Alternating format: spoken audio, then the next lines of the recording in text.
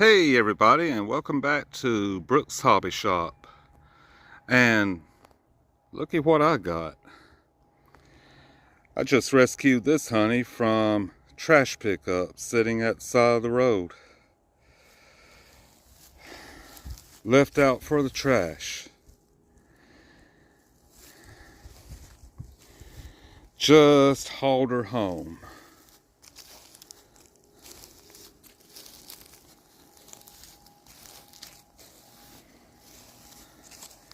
I love days like this. I hadn't planned to do a video this weekend. This is, it's November 22nd.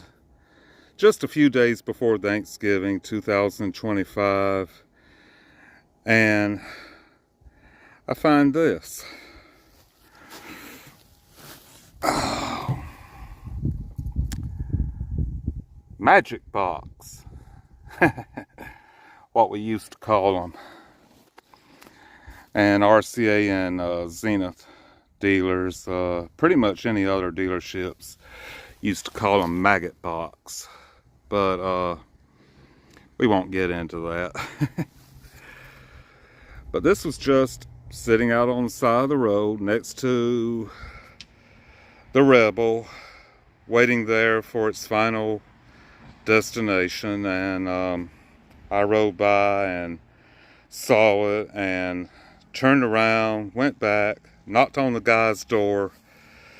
Even though it was in public domain, I like to be, you know, neighborly about these things. So I knocked on his door and asked him if it was up for grabs, and he said it was. And it was in public domain, but I went ahead and I paid him $5 for this, and I told him that if you find any other televisions like this, please just set them out. I go by your place regularly, and any old TVs like this you find, please just set them out, and I'll pay you more than the scrap people will. So here it is.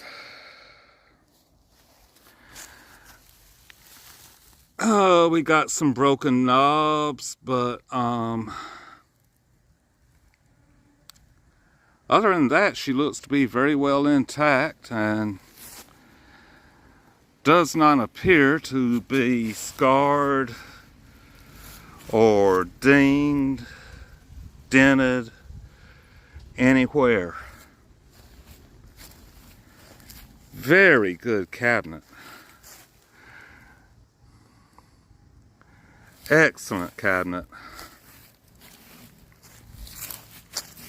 All of our identification is gone from the back, but no scratch marks or anything, any sign that it's been forcibly removed. But look at that. Magnavox color television. Check these out. Original rabbit eaters, it appears. Let's see if they pull out. They do.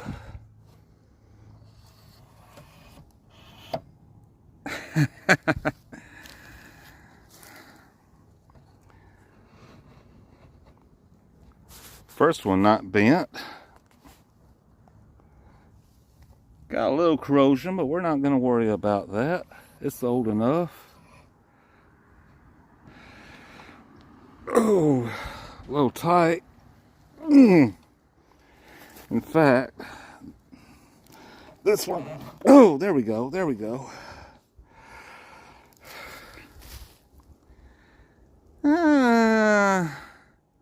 Got a little bend, but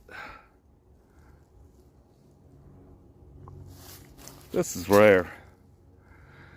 This is rare. Televisions with built-in rabbit ears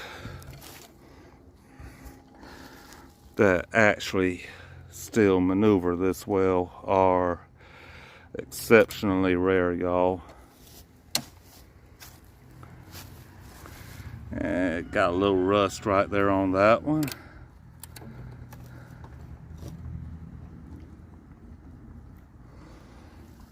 How are y'all doing out there? Just a few days before Thanksgiving, and I find this, and I'm thankful. Back is still on. Got a rooster nearby crowing his approval. Oh look, we got thumb wheel adjustments here in the back. In the back top. Don't see a lot of that anymore. And a little bug sign right here. Let's see, looks like we got vertical hold. And it turns. Contrast. Oh boy, that one. Nope, nope. Tight. Very tight, but it turns.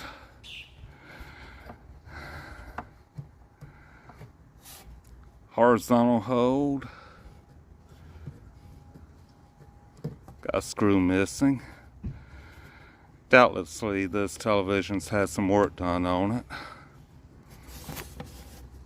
Tone. Look at that. We got tone control. Now that's appropriate. Oh, that turns easy. For those who don't know, Magnavox started out as a speaker manufacturer. So very, very appropriate that one of their televisions would have a tone control. It's kind of all in the name, isn't it?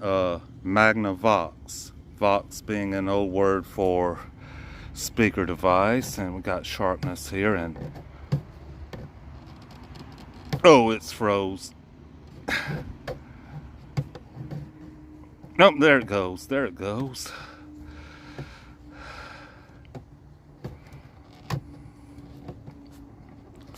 All right. Okay, and as you can see, I've not even dusted it off. A guy told me a little bit about this television, said that it had been in storage for a very long time. It ended up by the side of the road because they're cleaning out that building, and they're getting ready to just, you know, tear that building down. But look at how well protected this appears to have been. I mean, just, I'm seeing zero scratches here, y'all, on what appears to be a wood cabinet.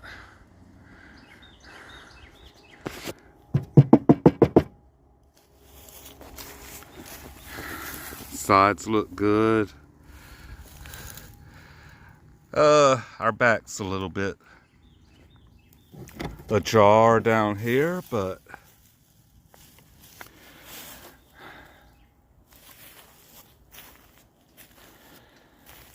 the main thing about this television that impresses me, just one good look down that side. I tell you, I just don't see a scratch anywhere on this.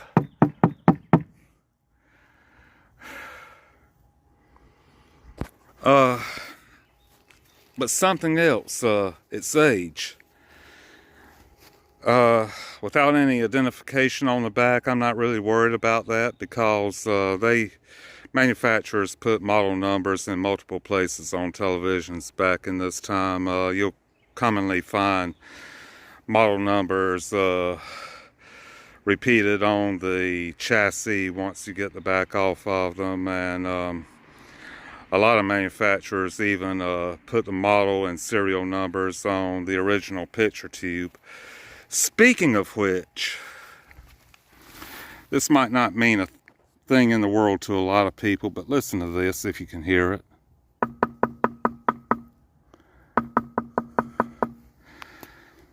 That sounds like a bonded faceplate on this picture tube. They are very well known for having a cataract form between the safety panel and the actual screen of the picture tube, you start seeing all this crustiness come in around, usually up here at the top first, usually at the top corners. And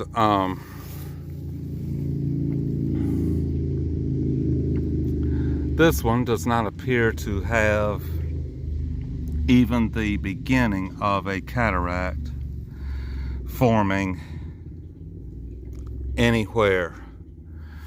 Further in it may be, but here at the mask it looks absolutely pristine. No sign of a cataract starting anywhere. For those new to television repair and these real old televisions like this, you'll often find them where it looks like the screen is just rotted. A lot of people mistake it as the picture tube has taken on air, and that it's a bad picture tube automatically, because you just see all this rot, you know, moving in toward the center all the way around. You'll generally have like a little circle where you can actually still see the screen good right there in the very center of the screen. But otherwise, the bonding material between the safety panel and the screen, air has gotten to it and it's dried out, and it causes just this rot to come down all the way. You know, it starts usually up in the top where the picture tube's kind of suspended and leaning back a little bit, the weight of it pulling on it a little bit more. And you'll see these little air bubbles and little lines and everything forming up there. And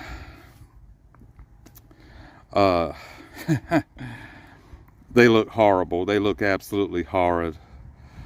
And truthfully, all of that can be cleaned up and everything, but this one, that is a bonded faceplate with absolutely no sign of that rot anywhere the whole way around. And that is rare. Actually, nowadays in Georgia, any 19-inch television from this era is very, very rare. I would have never thought I would just drive down the road and see one of these sitting out nowadays. It takes me back to my early days doing, when I was still learning and doing all of this stuff, before I even started doing it professionally back in my teen years. These are the kind of projects I would run across, thrown out at, used to be, we would have like roadside dump sites, you know, these little communities way out in the country. And there would be like a ravine or something out there, the place I was living at the time, going through high school and all. There would be these ravines out there, you know, that just like a whole entire out in the sticks community would use to dump all their stuff. And there would be like old stereo systems and old TVs and refrigerators, stoves, other home appliances, dishwashers, you name it. And this looks a lot like a lot of the things that I would find at those places. And I had lost all hope of ever discovering anything like this again. By the way, we still got a cord. We've still got a cord here all the way to the plug. And look at how light gauge that is. Anyway, the bonded faceplate on this would date this almost instantly to the 1960s or earlier 70s. So this honey right here is old. And we're discovering it together right now. Let's see, we got brightness right here. I've collected knobs all my life, so I'm pretty sure I got some matching knobs. So probably got a knob for this. That turns real free and easy. We got a metal shaft here.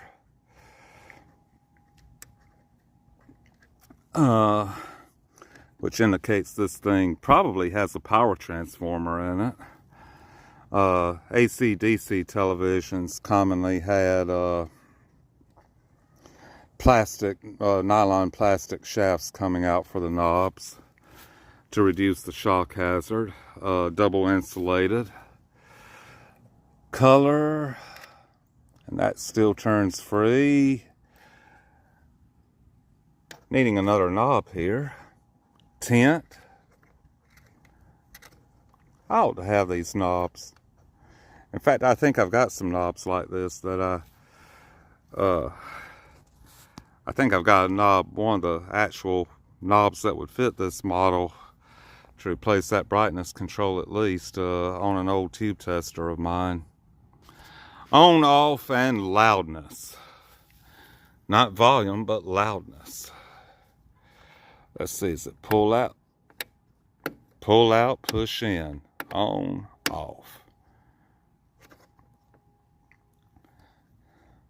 That was actually an upscale feature on televisions once upon a time.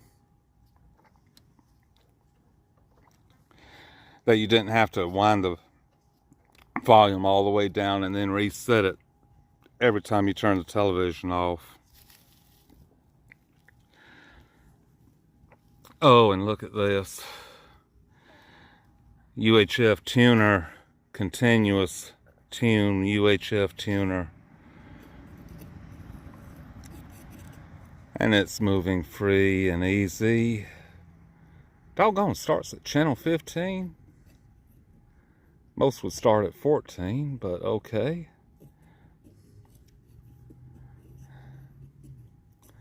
Once upon a time, this was also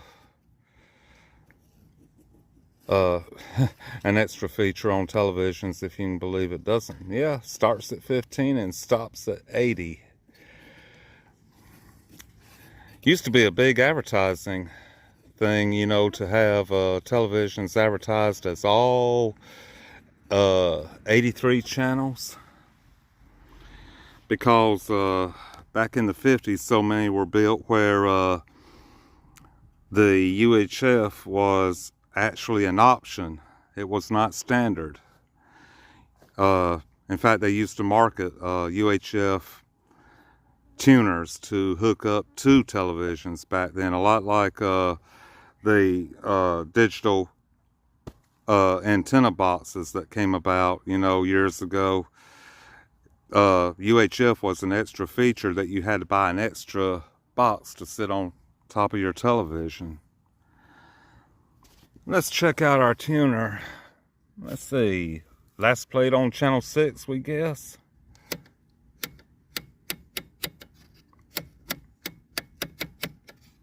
Feels like a switch type tuner. UHF.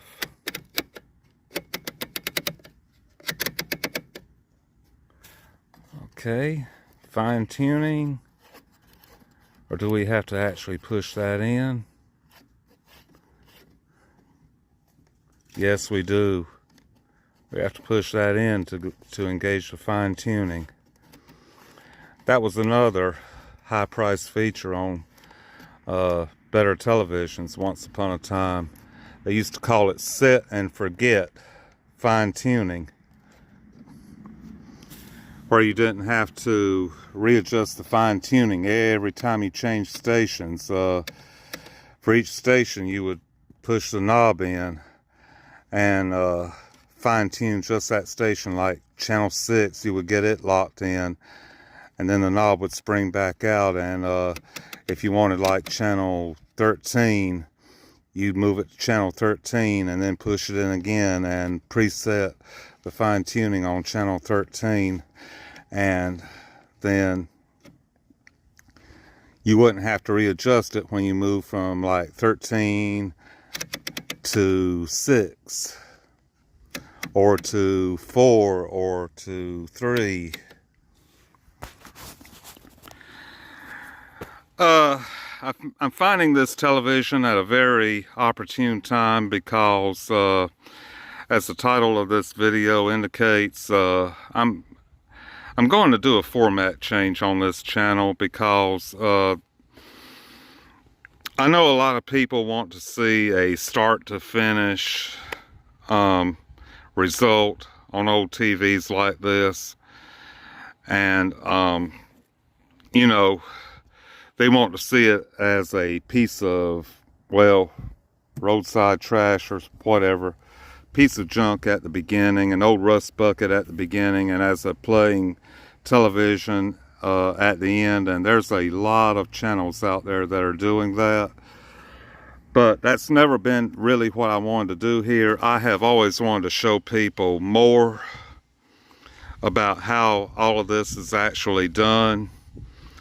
I've always wanted my channel to be for the absolute beginners who don't have anybody really helping them, and all they have is curiosity and interest, and they just want to pick up a project somewhere, go into it, and maybe they just want YouTube videos just to reference and basically see, you know, how it's done. And certainly learning is best accomplished just by watching. And so that's what I want to do here. I'm not even going to go into this television today. I'm not even going to pull the back off of it. It looks beautiful to me. Just like this, I'm not going to do any further checkout on it today. I'm not going to test the picture tube. I'm not going to put an ohm meter on any of it. Beginning with this video, I'm going to do a format change on this channel because so many of my other projects are ones that I've already been working on and repairing again and again for years. And I've been looking for a project that would be like this. Basically, just, you know, let me take y'all through it, you know, exactly as I find it. So what I want to do here is I want to just start a series of videos on this television to take y'all through every inch of what it takes to revive and hopefully permanently repair old televisions like this. There's a lot of other channels out there on YouTube you can go to get your immediate gratification if that's what you're into. But I want this channel to be for those who are genuinely curious about trying all of this themselves and going step by step just through an old hunka like this. So let me turn it up on its side. We will go ahead and see what we can determine just with it sitting here like this. Those rabbit ears are a little bit bent, so they've been used some, but it is, y'all, it is uncommon as it can be to find built-in rabbit ears on televisions that are still in this good a condition. I mean, look at that. Look, it's not even, there are strong springs underneath these that hold them in the position you set them. And normally you would have like cracks in the cabinet where those springs have just over time bulged the cabinet and cracked it and broken these out. It is extremely, excruciatingly rare to find them in this kind of condition. Let's go ahead and let this other one down.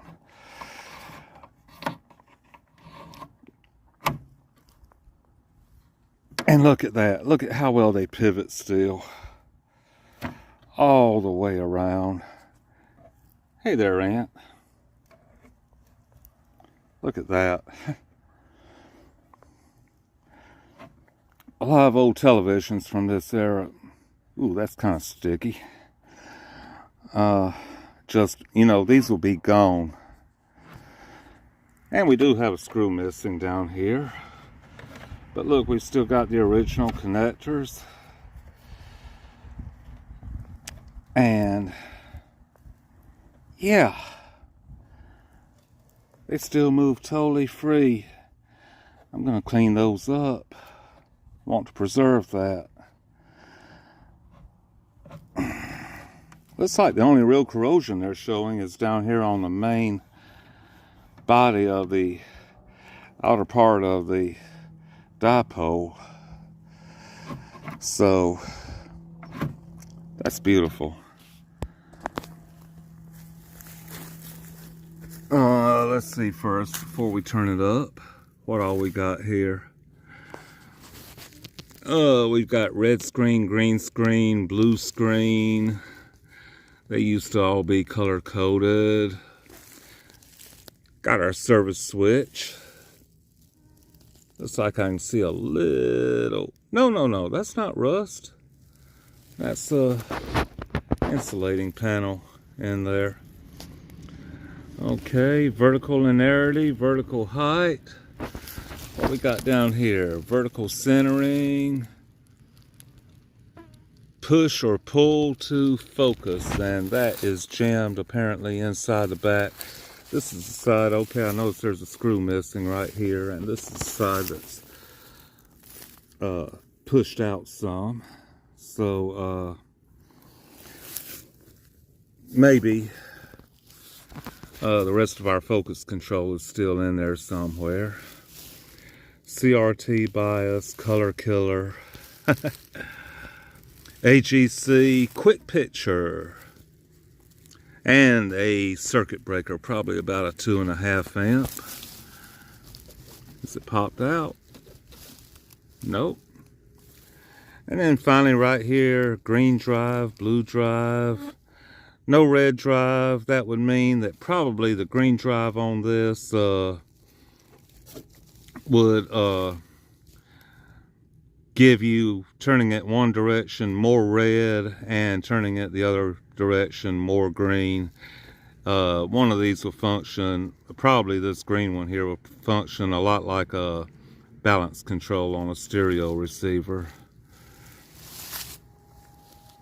But yeah,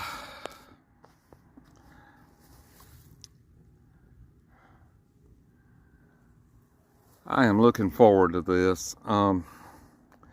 YouTube puts a lot of pressure on people to, you know, give like a real result, you know, take a whole project through all the way from start to finish, you know, and I've been trying to do that on here, and y'all, it is not working, and I'm not enjoying YouTube very much, even trying to do it that way.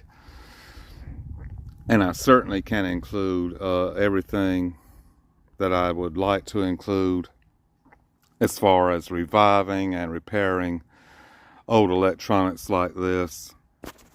Doing it that way, I can't really teach anybody anything, give anybody any kind of real reference point, you know, to look to repair anything. And that's what I want to do. That's really what I want to distinguish my channel as. And here I have a freshly picked up from the side of the road, a junked color television from the 1960s or 1970s. I'm tempted right now to go ahead and take the back off of it and start checking, but I'm not going to get into a long video. We'll save that for the next video on this. We're going to do multiple chapters, and I'm going to take y'all through every mundane, boring step, you know, to revive something like this. And I want to make a note on that too, that this television is owing me nothing. I know absolutely zilch, zero about it, other than it was left out for the trash, and it was destined to become scrap metal and just be disposed of, and I've rescued it from that. But it's owing me nothing. None of these projects I start here, or any of the projects you see on other YouTube channels, none of them are owing me or you out there in YouTube land anything. They just are what they are, and when it comes to reviving them and repairing them, it just is what it is. One thing I did notice, I don't want to mark this thing up, but let me get her up on her side here. Look at there. Particle board cabinet floor. That is not really a welcome sight. During the 60s, a lot of television manufacturers started using this stuff instead of, this appears to be different material right here for the cabinet top and the cabinet sides. But a lot of manufacturers, Zenith in particular, started using this stuff, and over time it just rots, and it, look at that, it just crumbles and starts falling. Oh my gosh, look at that. Starts falling away. But if we're starting right from the beginning, y'all, this is right where I began here. I'm gonna go ahead and, well, I actually don't have to. I can tell this is a tube type television, at least partially, even if it's hybrid, because right here, if I can pull focus on that, right there, we've got a printed circuit board with a tube socket, and the tube that goes into it is a 6AQ5A. So we already know for sure we've got some tubes in this. Probably a hybrid tube solid state. Most televisions I saw from the latter 60s and 70s, back decades ago when I was first starting out, a lot of them were not, you know, like all tube, especially color. A lot of them would be partially solid state, and they would have a mix of tubes and transistors and ICs, and they were hugely interesting to work on. That was back when television repair for me was at its most fun. We got a, looks like we're looking at a vertical output transformer maybe, or a power supply filter choke. Or is that the vertical output transformer right here?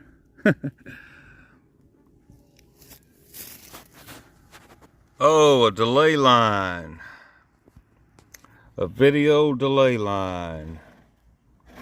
Because color televisions took longer to process the color information, and without anything delaying it, the video information would arrive at the screen of the television ahead of the color information. So basically just had to slow it down. So for those who are unaware, a delay line is exactly what it is. It's just a tube full of coiled wire, and its only job was to slow down the video information to give time for the color information in early color televisions to be processed. I'm gonna have to do something about this. This right here, this stuff will go everywhere. But this thing is a survivor. I hope it fixes up. It's not owing it to me. But what I want to do is a series of videos on this television. Beginning with the next video, part 2, we'll go into it, and we'll do all the preliminary checking and hopefully not find anything major that would prevent a revival and repair on this. We'll explore the chassis, find the model number, fingers crossed, and we'll get started on this.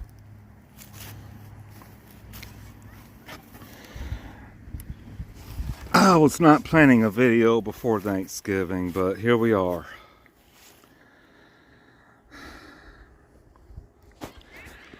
It just presented itself, and I'm thankful. Okay, y'all, that's about all that I've got here. So, y'all take care out there, and I'm gonna go ahead and get started with the checkout video on this, because I can't wait to go ahead and get into it and see what its innards look like. It used to be such an adventure back years ago, from brand to brand. You know, seeing all the different ways different manufacturers ultimately achieve the same thing, all the differences in the chassis designs and everything, and it made television repair so much fun. It really was just so much fun for about the first 10-15 years I was in it, and I want to recapture that and share that fun and joy with everybody on this channel. And I hope this one right here will be the project I can do that with, because we're going to discover this one together. Every part of it, start to finish. And hopefully we will end up with a playing television, but like I said, if we don't, one thing I'm going to go ahead and promise you is we will at least know why. About the only thing I can think of that would prevent a repair on this would be part availability. Certain parts in these old televisions, I don't generally worry a whole lot about black and white, but color televisions are a lot more prone to flyback transformer failures and everything, and if it's got a bad flyback in it, that might call this project to a halt. Color televisions, you know, I can't really guarantee that this is ever going to play again, but we're certainly going to try. Parts I'm concerned about are the flyback transformer and the deflection yoke, vertical output transformers, parts like that which are very specialized and not really easy to come by or to necessarily substitute. Parts like that can call a project like this to a quick halt, but hopefully we don't get into anything like that on this one. And this will be the one where I can finally at long last do with this channel what I've always wanted to do, and really teach the total novice who's just curious and eager and determined how to do this, because a lot goes into this stuff, y'all. A lot of videos that show a playing television at the end, a lot more went into them than is being shown. A lot more time and effort. And I'm not knocking those other channels. I'm not knocking them at all. By the fact they have them playing at the end, obviously they did well, or at least well enough with them. But I want to distinguish myself as being the one that you watch because you really are curious about picking up some hunk of junk like this and trying it yourself. So that's what I'm about to do. I'm about to go ahead and get this thing into the shop, and I'll see y'all very soon with part 2 and hopefully the beginning of a full evaluation, checkout, and we'll be on the road to repairing this. So here we are with an unknown Magnavox and a channel format change on Brooks Hobby Shop. And y'all take care out there, and if the next video is late coming out, y'all have a wonderful Thanksgiving. And you know, look in on the ones you love, and just be good to each other like you always are. And happy Thanksgiving, everybody. Brooks Hobby Shop, we're out.